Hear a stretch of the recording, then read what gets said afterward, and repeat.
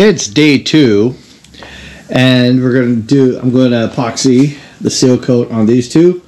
One little thing I'm going to do different this time that I couldn't do on the other piece because my bucket was too big was use the vacuum chamber. I already have in here just the part A, and I'm going to get the bubbles out of this, if you see it. So we're going to test that out, get the bubbles out of that, put in part B, mix it up, and then vacuum it again, any extra bubbles, and do it this way. So hopefully, in theory, I should have less bubbles to deal with on this coat, only because this bucket will fit in there, because it's much smaller. So I'm going to charge up the compressor, I'm going to get going. The bubbles are rising to the surface as they're in a vacuum. I just let it go for a little bit longer. It's only been here for about 30 seconds. So I'm going to let it sit in here for a couple minutes, and then we'll add the air and start going. That was weird. I'm a real fan of this area. This looks real nice. Real nice. This is what I wish I could have done after when I did the paint. I think I did too many colors in my opinion. My family's come and looked at this, and they said they like it, but in my opinion, after doing this, I kind of wish I just went for the black and the red, and that's it. Maybe I'll do another one just like that, but mostly black and just some of that.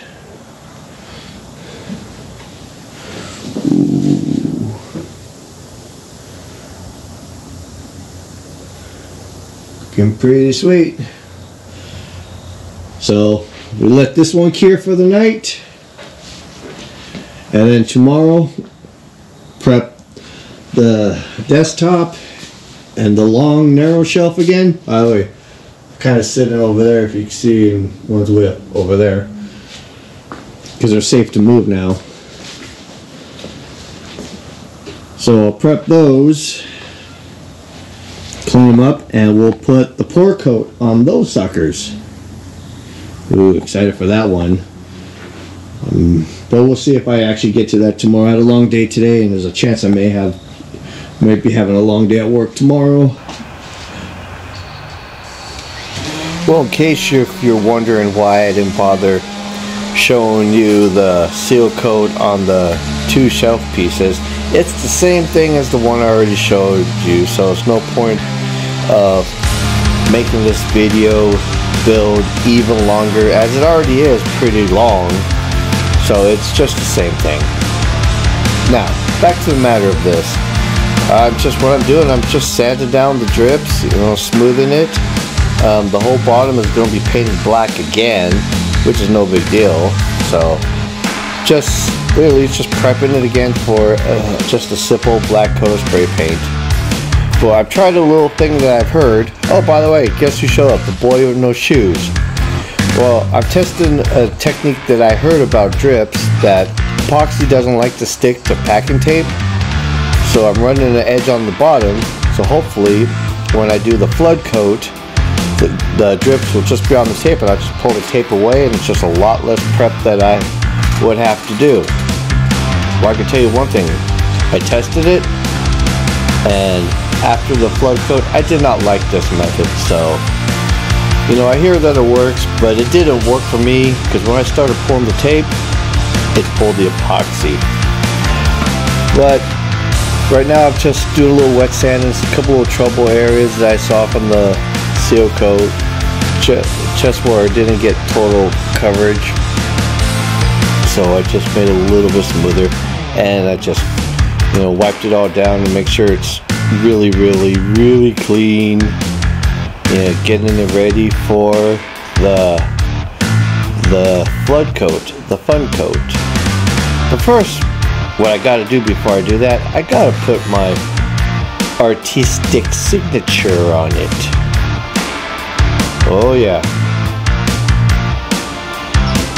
So basically my signature is gonna float in the epoxy in between layers.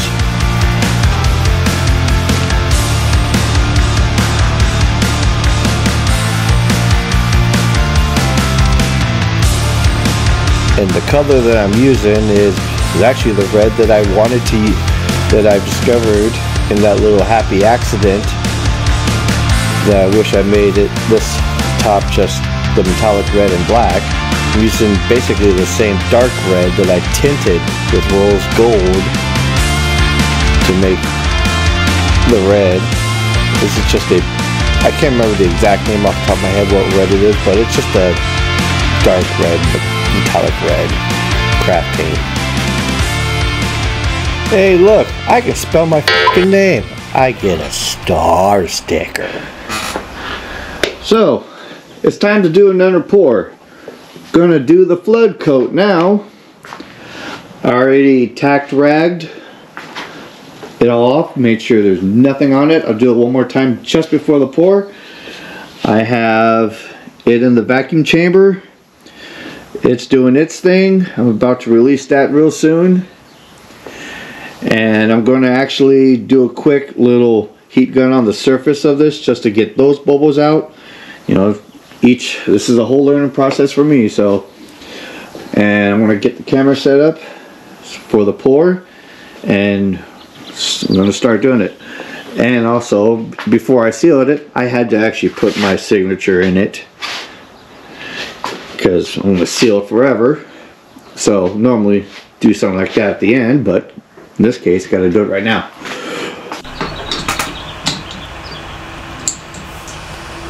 Well, what I'm doing there is I vacuumed out some epoxy, tack ragging it all down. I want to make sure this thing is perfectly dust free, because once you put your flood coat on, that's it. If anything's on it, it's in there permanently. So make sure it is clean, clean, clean. No dust, no nothing. There, I'm heating up my epoxy from the bubbles that's on the surface that the vacuum chamber brought to the surface. Now this time I'm pouring it all down the middle. Last one, if you notice, I was kind of like zigzagging, but this time I just kept pouring it right on top of each other, letting it push itself out.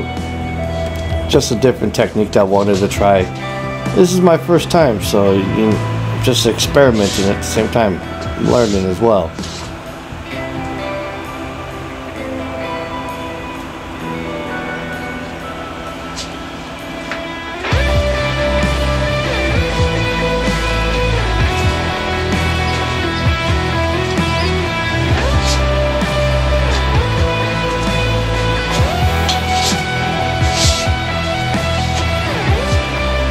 Now, just like before, moderate pressure. I start in the middle because that's where it's obviously the heaviest, and just working it out towards the edges,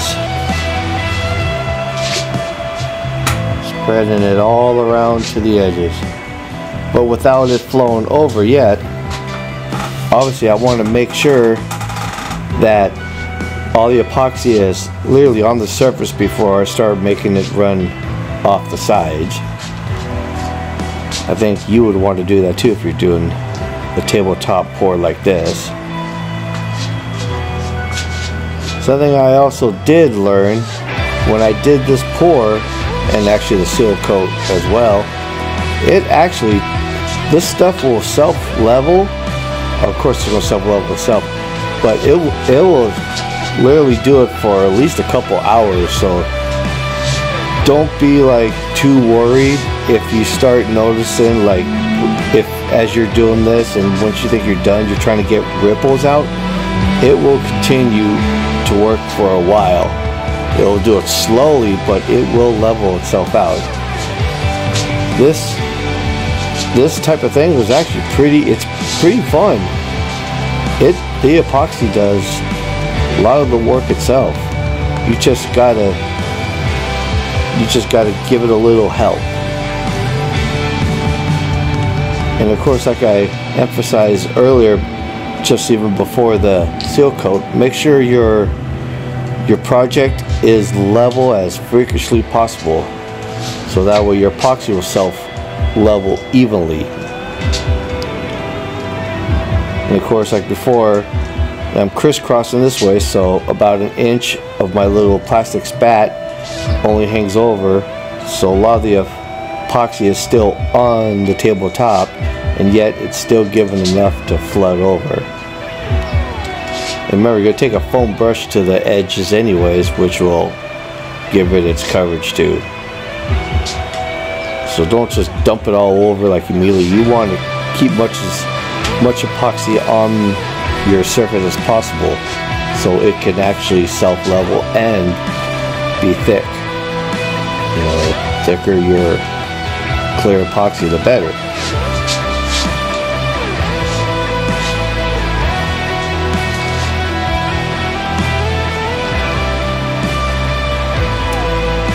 The other thing I learned is, like, you know, this stuff, don't panic, just relax.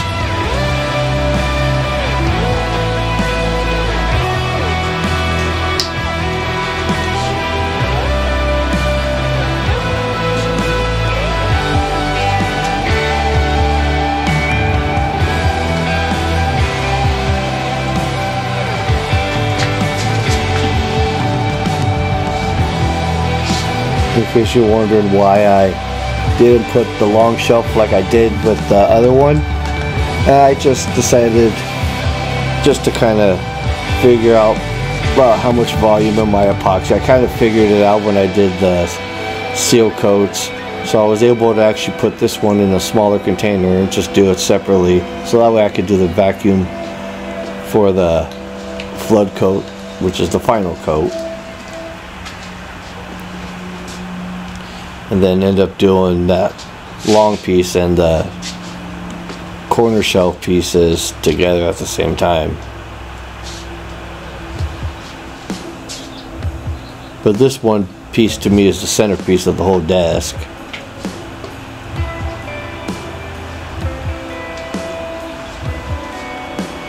And there you go. Got to foam brush your edges, get the drips from underneath it. Another little tip when it comes with the drips that I've kind of figured out as well after all this thing will continue to drip for a while. Even if you think you've kind of got it, it's going to continue. So what I should have done, even after this one, is, you know, after you've dealt with the drips at first, then come back 5 minutes, get the drips that's already coming down, come back another 5 minutes because you're going to find more drips. It's going to continue, you know, do the same thing. Then come back 10 minutes, get the drips, come back another 10 minutes, get the drips, and come back about half hour and get any more drips. Thing is, because it'll start slowing down and start hardening. But like I said, you know, this stuff will actually level itself for at least a couple hours before it starts getting where it's not going to go anymore. So if it's going to do that for a couple hours, you're going to get a couple hours worth of drips. But you don't want to keep chasing your tail like every time you see one. Oh, I gotta get it, gotta get it. You're just wasting your time. Just come back and hit it. Especially if you know you're not going to do the bottom. But if you were going to do the bottom, you would have to do one side one day and flip the other side the other. But of course you would want to do your top last, and then you're going to have to at least polish the bottom one out. And of course, you gotta get the bubbles to the micro bubbles. And the thing about the micro bubbles, especially in this one, you really can't see them, but they are there. And also your heat gun, it's okay to use it on a really hot setting. I would try to actually use a low fan setting because you don't want the fan to push your epoxy around and start blowing it around. I have mine has an adjustable heat setting. I got mine up pretty high, I think around 450 degrees. But I kind of have my fan on medium to low. Just getting rid of bubbles. And like I said, a lot of the bubbles, the micro bubbles, you really can't see them, except for the larger ones. So what it looks, so just go over the whole thing, but you'll see them pop. It looks like starbursts, like a bunch, like hundreds of these little pinpricks of whatever start going off at the same time. Like it's really interesting. So, and because this was my seal coat, I pretty much took a lot of time making sure I got bubbles out on the surface, on the edges. I worked it. I worked it like a boss. There's a lot of damn bubbles. And take your time with the heat. Another thing is, like, other people will use torches. To me, I wouldn't recommend it because you can't adjust the temperature of a flame. And some of the flames can be way too hot. At least with the heat gun, you have control.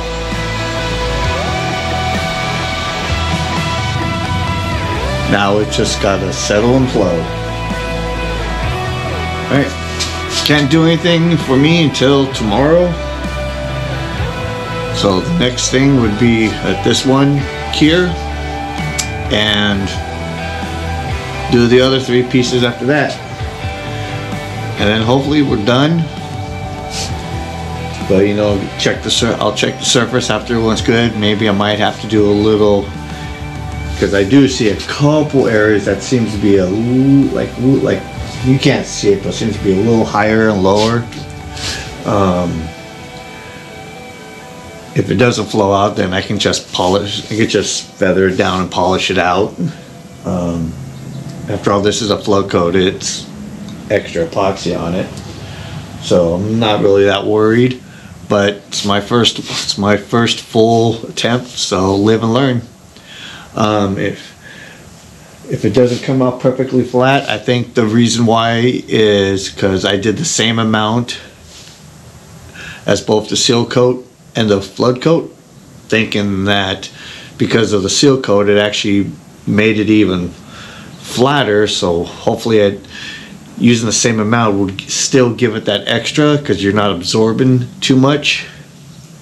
But I'm starting to think if it doesn't flatten out even more after a while, then I would probably say, as far as the flood coat, make a little bit more epoxy than the seal coat.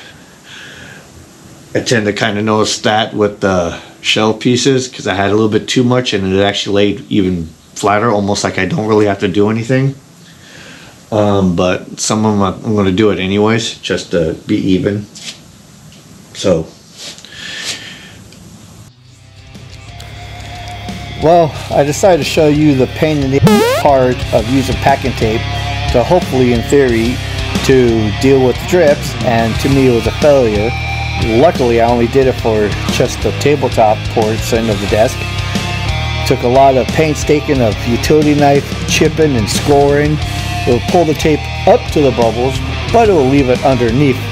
Sorry, not bubbles, the drips. So it will do it up to the drips and leave the tape underneath the drips. So lots of chipping and pulling and peeling. In some cases, it was actually starting to pull the epoxy away from the table itself. It was a big pain, as you can see. After I got all the tape off, and there was still some tape, a lot of grinding and resanding just to plane it all flat back down. Yeah, I don't think I would ever do that method again. So now after all that, it's time to get prepping for the black paint underneath it. So masking off all my good epoxy, just leaving the underside all the way around. Take some black spray paint. You're not going to really see the bottom, but I don't want to leave it unfinished, and just coating all over. And in case you're probably already noticing already, yeah, I like Ghost. If you couldn't tell by the shirt or other references. But you know what? I like him. If you don't, you.